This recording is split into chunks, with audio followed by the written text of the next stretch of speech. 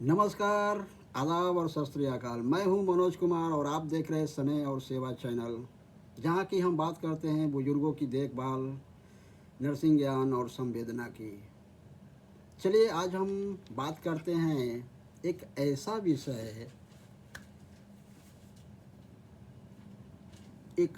विषय जो कि आप सब लोग जानते हैं। आज एक ऐसा भाव के बारे में जो हर इंसान के जीवन में कभी न कभी जरूर आता है, और वह है क्रोध, गुस्सा, यानी एंगर। तो क्रोध क्या है? क्रोध एक सामान्य भावना है। जब हमें लगता है कि हमारे साथ अन्याय हुआ है, कोई बातें हमें चोट पहुंचाती है या हमारी उम्मीदें पूरी नहीं होती है, तो हम गुस्सा होते हैं। लेकिन अगर इस क्रोध को समय पर नियंत्रित किया जाए तो यह हमारे रिश्तों, सेहत और मानसिक शांति तीनों को नुकसान पहुंचा सकती है। अगर यह नियंत्रित नहीं किया जाए तो यह हमारे तीनों चीज़ पर प्रभाव डालती है, नुकसान करती है, रिश्ता, सेहत और मानसिक शांति। चलिए हम एक कहानी के माध्यम से आप लोगों को बताना चाहता हूँ कि एक साधु जी एक गुफा में तपस्या कर रहे थे, और उस गुफा में एक नौजवान आता है और उस साधु जी के पास जाकर शाश्वत दंडवत प्रणाम करता है और बोलता है कि साधु जी, मैं बहुत गुस्सा करता हूँ। मेरे गुस्सा की वजह से मेरे घर परिवार तहस नहस हो गया। मैं इस गुस्से से कैसे छुटकारा पाऊँ? तो साधु जी ने उनको एक मिट्टी का बर्तन लाए और उसमें जलती हुई आग को डाले, अंगारा, और वही बर्तन को बोले कि बेटा तुम इसे उठाओ, और जब तक मैं ना बोलूं तब तक तुम नीचे नहीं रख सकते हो। इसके बाद देखते हैं कि वो नौजवान उस बर्तन को उठाते हैं, मिट्टी के बर्तन को, और उनका हाथ एकदम जलने लगता है क्योंकि वो गर्म हो चुका था। तो बोलते हैं, अरे साधु जी तो बहुत गर्म है, बहुत गर्म है, मुझसे बर्दाश्त नहीं हो रहा है। तो साधु जी बोले, ठीक है रख दो, यही तो है जिसे तुम पकड़ते हो, सबसे पहले तुम ही को जलता है, यानी आग, क्रोध। दूसरों को बाद में, पहले तो आपको जलेगा, आपको जलाएगा गुस्सा, इसके बाद दूसरों को जलाएगा। क्रोध वो आग है जो हाथ में रखी जाती है और खुद को जलाती है।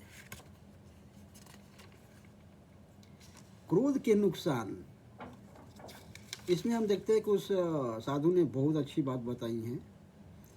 तो क्रोध के नुकसान में है कि मन में बेचैनी और तनाव बढ़ता है, रिश्तों में दूरियां आ जाती हैं, ब्लड प्रेशर और दिल की बीमारी होने लगती है, और सोचने समझने की शक्ति कमज़ोर होने लगती है।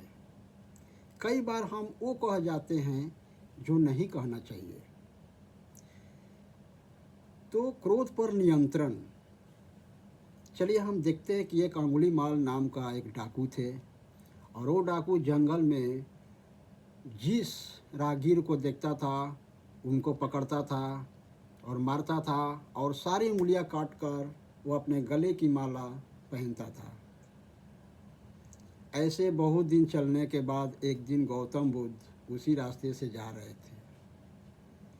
जब वो गौतम बुद्ध को देखा अंगुलीमाल डाकू, तो बोलता है, ए इधर आ, मैं आज तुझे मारूंगा। गौतम बुद्ध हंस के बोले, ठीक है मारना, बट मेरा एक शर्त है। शर्त? वो भी मेरे से? तू मेरे से शर्त लगाएगा? हाँ। गौतम बुद्ध हंस के बोले, हाँ मैं तेरे से ही शर्त लगाऊंगा। तू ये काम करो। नहीं तू भाग जाएगा। अरे मैं भाग नहीं सकता हूँ, तुम एक काम करो, मुझे पेड़ में बांध दो, लेकिन हाँ मेरे प्रश्न का उत्तर दो। तुम जाओ अपने घर पर और जितने लोगों को मारते हो, लूटते हो, उंगली का माला पहनते हो गले में, और जो भी धन लेकर जाते हो घर में, सब लोग खाते हैं उसमें, तुम उन लोगों से पूछ कर आओ कि जितना मैं लूट खसोट कर लाता हूँ तो क्या आप लोग इसमें सहभागी होंगे? क्या इस पाप में भागी बनेंगे?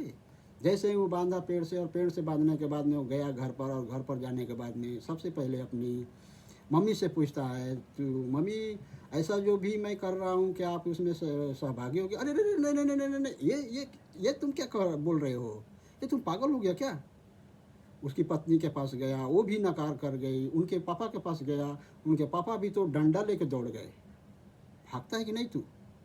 इसके बाद में वो रोने लगा और वापस रोमांस होकर आया अंगुलीमाल, और गौतम बुद्ध के शरणों में गिर गया और बोलता है, क्षमा करिए प्रभु। नहीं नहीं नहीं नहीं, अभी एक बात और है, एक काम करो, ये पत्ती तोड़ो। उसने पत्ती 2 तोड़ लिया। इसके बाद बोला कि इसको जहाँ से तोड़ा था वहीं पर जोड़ दो। इसके बाद जब वो बोलता, अरे कमाल की है, टूटा हुआ चीज़ कैसे जुड़ेगा?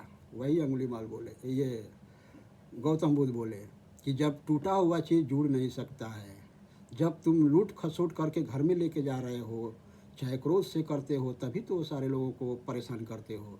इसमें जब भागी नहीं लेंगे तो ज़रा सोचो। उस समय से वो गिर गया शरणों में, और इसके बाद उनको छोड़ दिया। तो हम देखते हैं कि क्रोध बहुत कुछ तहस नहस कर सकता है। ये एक अंधर और तूफान की तरह है, हर लोगों के साथ में है, हर घर में, परिवार में थोड़ा बहुत तो जरूर ही होती है। और क्रोध का 7 भाई बहनें हैं। तो चलिए हम आगे देखते हैं कि वीडियो लंबा ना हो, इसके लिए क्रोध पर नियंत्रण कैसे करें। तो जैसा कि अंगुलीमाल ने जब गौतम बुद्ध को चिल्लाया होगा तो गहरी सांस लिए होंगे गौतम बुद्ध, और गहरी सांस लेकर और तुरंत प्रतिक्रिया वो नहीं दिए और क्षमा किए उसको, और समस्या पर, व्यक्ति पर नहीं, समस्या पर ध्यान दिए, व्यक्ति पर ध्यान नहीं दिए, क्योंकि समस्या खराब होती है, व्यक्ति खराब नहीं होता है। तो हर बार व्यक्ति गलत नहीं होता, कई बार स्थिति और परिस्थिति गलत हो सकती है। गुस्से को शांत भाषा में व्यक्त करें, गुस्से को दबाना ठीक नहीं, लेकिन उसे सही तरीके से बोलना सीखें, जैसा कि अंगुलीमाल और गौतम बुद्ध के बीच में हुआ। क्रोध कम करने की कुछ आदत, सुबह योग और मेडिटेशन ध्यान करें, हर दिन 10 मिनट शांत मौन बैठे, गहरी सांस लें, और पॉजिटिव किताबें पढ़ें या प्रेरणादायक वीडियो देखें, अपने मन की बातें डायरी में लिखें, हेल्दी खाना खाएं, नींद और सही खान पान रखें। ये सारी चीज़ उसमें आपका सहयोग होगा। दोस्तों, क्रोध पर काबू पाना मुश्किल नहीं, अगर हम इसे समझें और रोज़ थोड़ी थोड़ी कोशिश करें तो गुस्से में लिया गया फैसला जीवन भर का पछतावा बन सकता है। जैसे कि आज के डेट में हम देखते हैं कि गुस्से में बहुत सारी पत्नियां पति से तलाक ले रही हैं। तो आइए आज से एक संकल्प ले कि हम अपने गुस्से को समझेंगे, उस पर काबू पाएंगे और अपने जीवन को शांत, सरल और सुखी बनाएंगे। अगर ये वीडियो आपको अच्छी लगी हो, दिल को टच किया हो, तो लाइक करें, सब्सक्राइब करें और हमें आशीर्वाद दीजिए और सब्सक्राइब कीजिए ताकि मैं आगे बढ़ सकूं। आपका सपोर्ट मेरे लिए एक वरदान से कम नहीं होगा। थैंक यू दोस्तों, बाय। फिर मिलेंगे एक नई जानकारी के साथ।